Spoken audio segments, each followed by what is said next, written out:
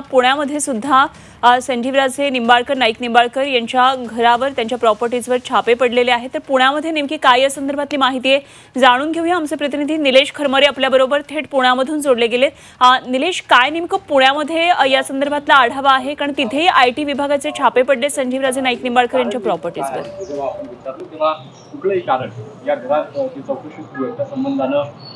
नक्कीच अनुपमा, मी आता उभा आहे पुण्यातील प्रभात या परिसरामध्ये आणि या परिसरामध्ये निंबाळकर कुटुंबांचा या ठिकाणी बंगला आहे, तुम्ही या ठिकाणी पाहताय। आणि याच बंगल्यावर जवळपास 6 अधिकारी आहेत, ते या ठिकाणी आतमध्ये चौकशी करत आहेत। आतमध्ये येण्यास मज्जाव केलेला आहे, मात्र प्रभात रोडवरचा हा जो बंगला आहे निंबाळकर यांचा, याच ठिकाणी ते आता आतमध्ये चौकशी करत आहे। सकाळी 6 वाजल्यापासून या ठिकाणी छापेमारी सुरू आहेत। संजीवराजे निंबाळकर यांचा हा बंगला असल्याचं या ठिकाणी सांगितलं जाते। त्याचबरोबर या ठिकाणी आता बाहेरच्या लोकांना येण्यास मज्जाव केलेला आहे। मोबाईल सुद्धा घरातल्या लोकांचे काढून घेतलेले आहेत।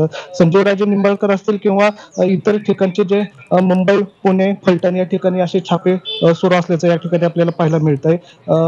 युवराज राजे निंबाळकर आहेत, त्यांचं हे घर असल्याचं या ठिकाणी सांगितलं जाते। मात्र आतमध्ये आता कुणालाही येण्यास मज्जाव केलेला आहे।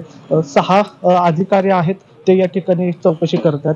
नक्की कुठल्या गोष्टींची या ठिकाणी चौकशी करतात हे अजून अद्याप कळू शकलं नाही। मात्र या ठिकाणी आता जवळपास आता 6-7 तास झाले या ठिकाणी आतमध्ये अधिकारी आहेत, ते चौकशी करत आहे। खरं तर बंगल्यानंतर गोविंद दूध म्हणून डेअरी आहे, त्या ठिकाणी पण त्यांची चौकशी सुरू झालेली आपल्याला पाहायचं। म्हणजे एकाच वेळी पुणे, मुंबई आणि फलटण या ठिकाणी छापेमारी आपल्याला सुरू असल्याचं पाहायला मिळतंय। महत्वाचं म्हणजे या ठिकाणी संजीवराजे असतील किंवा रघुनाथ राजे असतील, यांचीही या ठिकाणी चौकशी सुरू असल्याचं आपल्याला पाहायला मिळतं। काही दिवसांपूर्वी संजीव निंबाळकर यांनी शरद पवारांना भेटले होते आणि त्यांच्या पक्षाचं काम सुद्धा करत असल्याची माहिती आता राजकीय वर्तुळात आहे, आपल्याला पाहायला मिळते। मात्र आता पुण्यातले निंबाळकर कुटुंबांचं हे जे घर आहे, निवासस्थान लक्ष्मी बंगला म्हणून आहे, एरंडवड प्रभाग क्रमांक लेन नंबर 13 या ठिकाणचा जो बंगला आहे, याच ठिकाणी ते राहत असतात।